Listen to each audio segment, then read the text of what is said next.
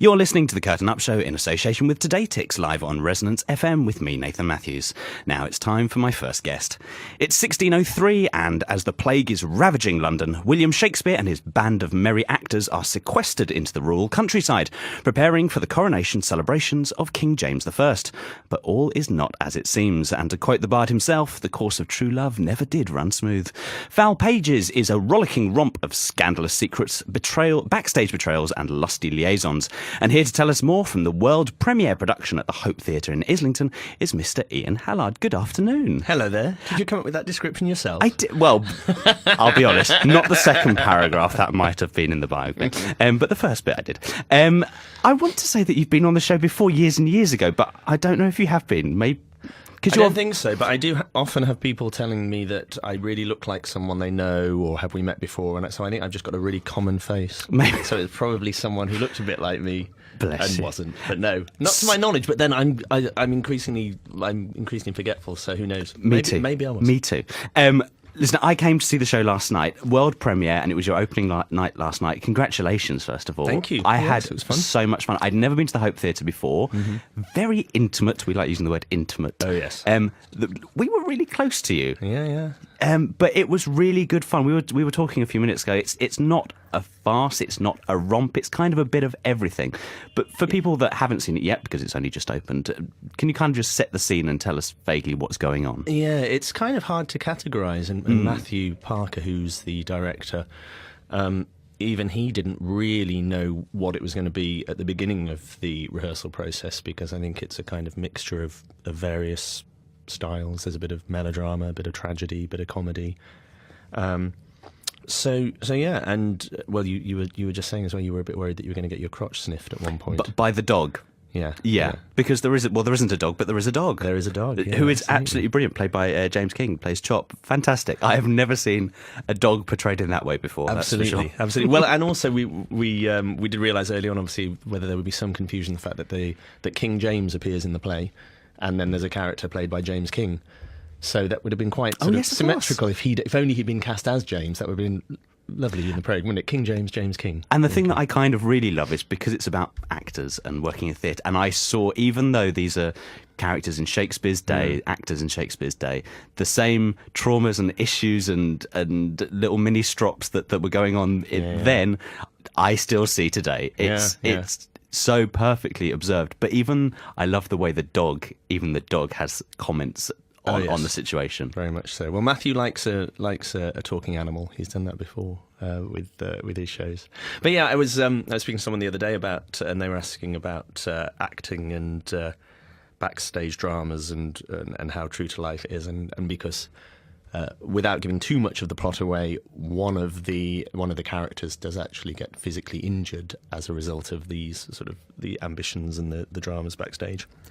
And I was thinking, I don't think that's ever happened in a production. And then I suddenly thought, oh no, there was a tour that was on years and years ago where two of the guys did come to blows over. Actually, that wasn't over a part. That was over a girl in the company. So. That still happens. Oh yes, I'm sure. Oh yes, it does. I'm not imagining that's. So the basic premise is that William Shakespeare is putting the sort of final touches to As You Like It, and they are staying. Where are they? They're in Wiltshire, aren't they? Yes, that's right. It is based on an actual historical event. Just the 1603, which is the year that Elizabeth I died, and James the 6th of Scotland came south of the border to take the English throne. That he was crowned, but then there was plague in England, so he and his court fled London and went into rural Somerset and went to the Countess of Pembroke's house and stayed there in the November and December. And it's probable that whilst he stayed there, that As You Like It was performed, and at the same time. James had imprisoned Sir Walter Raleigh in the Tower, and the Countess of Pembroke was a great friend, and the play speculates an possible former lover of Raleigh's, and it's highly likely that she lobbied for Raleigh's reprieve, which was successful, although. Again, spoiler alert, only temporary, because James did cut Raleigh's head off in the end. and the sense is that in order to get this reprieve, this play that William Shakespeare is putting on has to be to the king's liking, and there are changes that he wants made that Shakespeare really does not like the idea of, but for king and country it has to happen. Exactly. Yeah, it's a little bit Hamlet kind of doing a play within a play to prick the conscience of a king. Indeed. So you're playing William Shakespeare. Yes. Nice role. Yes, yeah. It's fun. Hence the copious amounts of hair and beard at the moment. It's very fabulous, and I do love the earrings as well. Yeah, and Matthew did ask. I've got a little pearl drop earring, and Matthew did ask if I would get my ear pierced for the role, and I said no. I think that's taking... I'm very happy to grow my hair and grow a beard, and actually I'm quite fond of it. It's very fetching. It does give you an excuse, obviously, doing this job, to try out a few different looks, different hair colours, facial hair, things like that. Update headshots, things like that. Exactly. You know, yeah. And if it actually is just happens to be a bit embarrassing, that it's not a look you're very keen on, you always got the excuse that it's for a part. It's for a part. I'm not choosing to look like this. The thing I really love about Shakespeare, because we've seen him played on stage, played in film, and nobody really knows exactly what he was like, or even necessarily what he even looks like. So you kind of get to completely do your own thing and put your own stamp on it. Yeah, exactly. It's not like doing an impression where people are going to walk and go, well, he didn't sound like him. Exactly. Your William Shakespeare is very dry with the humour. He's very to the point, and there are some fantastic one-liners. I love the moment where there's a note saying we'd like to change the title, and it's something about as if. I would never call my play as if, or something like that. You say. Yeah. It's just hilarious. Well, I think Robin, who wrote the play, is an actor as well, and obviously for it's time immemorial, but certainly back then. Playwrights would have been writing and dancing to the tune of their patrons, so there would have always been that conflict between what they wanted to produce and what they wanted to write, and obviously to a degree that's still the same now. It's very rare that a writer is going to have absolutely free rein. There's always going to be some producer or director with a new piece saying, well, I think you should change this, or why don't we cast so-and-so in it, and she's this age and she's not really like that, so can we change that? So yeah, I think it's kind of a contemporary look on what it might have been like. Now, this isn't your first time working at the Hope Theatre or with Matthew Parker, for that matter. And this being a brand new show, working like from scratch, did it evolve in rehearsals, or were you kind of presented with the script on day one saying, this is it, there you go? Did Robin say sort of like, there you go, that's yours now? Or was he there sort of throughout, involved with the sort of... No, he's been quite hands-off, really. I think partly just because of the rehearsal period, we didn't have time to kind of go into a huge amount of depth, in-depth sort of, having done sort of other new writing and stuff, like maybe workshopping stuff, and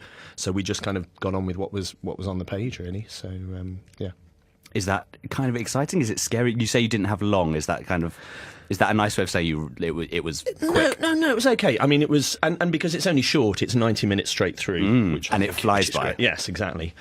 So no, it was fine. It wasn't like, I mean, you talking about working with Matthew before, Love Song with the Electric Bear. That was another piece of new writing, which was nearly an hour longer.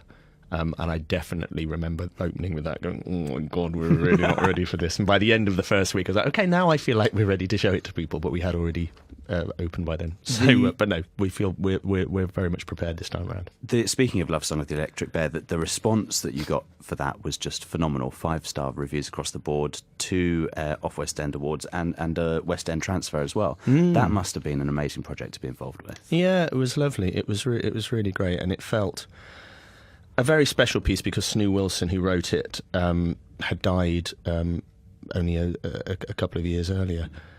So his widow Anne was obviously produced with her blessing, and it was its professional debut. It had been directed by his son at university several years before, but this was the first time it was done professionally. And obviously Alan Turing was such a genius, a brilliant man, and it was a real honour to get to play him and inhabit him. And it was a sort of weird, wild, crazy show, which is the kind of stuff that Matthew's attracted to as well. It was a very, very happy time. I was really proud of it. Another production that you were involved with, which was just amazing, The Boys in the Band, which was at the Park Theatre and then transferred to the Vaudeville. I mean, I remember when it first was announced, everybody just jumped to get tickets because it was like you just saw the casting and the piece itself, and it sold out immediately. And then you got this amazing, very short but perfect short and transfer sweet, into the West End. That again must have been such fun to work on. Yeah, that was a really, really special one. It was and just a really wonderful experience. The nine of us in that company just bonded so much, and there's still activity on our WhatsApp group most weeks, and we had a mini reunion last weekend actually, because it was a year since we closed at the Vaudeville. But Mark Crowley, who wrote the play 50 years ago and who is fabulously still with us, came over, and he himself said that it seems to be one of those plays where the whole cast do kind of bond over it. It's all set over the course of one evening in real time, and it was just a really important and glorious experience. And I think it was really interesting reviving it, and the response was amazing, and the critical response was fantastic on the whole. The only kind of criticism or people who had any kind of uncertainty about it tended to be the straight reviewers saying, "Oh, is this relevant? Isn't this just dated now?" Really? Yeah. And it was amazing, because the amount of times, what was fabulous about it was the people coming up after the show, young and old, gay people coming and saying, "It's still like that. We are just like that." Such a window into how our social lives are, and the issues are all still completely relevant. But we also had loads of straight people coming and saying, "Look, that it really spoke to me as well. It wasn't a kind of, I don't think it's an exclusive thing at all." No, not at all. So no, it was fabulous. And brilliantly, it's about to be staged on Broadway, a massive production there, which I think you guys should kind of take some credit for, because it kind of brought it back into the sort of theatre-going psyche in a way, and it's great to see that it's going to be and it's like a massive. Well, it's the first time it's been on Broadway, because when it first opened, it was off Broadway, so it's never been done on Broadway before. Wow! So Mart's thrilled about it. Obviously, it's for the 50th anniversary. Exactly. I don't. We've been talking vaguely about whether we can try and get over and see it, but I'm not sure it's going to work diary-wise. But no, fabulous cast, and also I think the first time it 100%. Out gay actors have performed it as well, which is amazing. In probably a relatively short space of time, probably only like less than a decade, has that changed so much. Particularly some of the cast that have sort of come from the film industry, where 10 years ago that would not have been a thing at all. You would have not been an out gay actor in the film industry. No, exactly. Now to be headlining on Broadway is amazing. That's right. Just to see how much things have changed. Yeah, Zachary Quinto and Matt Bomer, and who are romantic leads and Hollywood leading men out and proud. It's brilliant. It's amazing. I loved Foul Pages. Had such fun. Thank you so much for coming to talk about Pleasure. it. It's to chat. Brilliant to see new British work being staged in London, because it doesn't happen very often. And the Hope Theatre is such a fun venue. I hadn't been there before, but great to have an opportunity to go and see it, and I'll be back there to see more, that's for sure. Thank you so much for coming in. Pleasure. Foul Pages at the Hope Theatre until the 17th of March. For all the dates and details, check out our Facebook page at facebook.com/Curtain Up Show. Thank you, Ian. Thank you.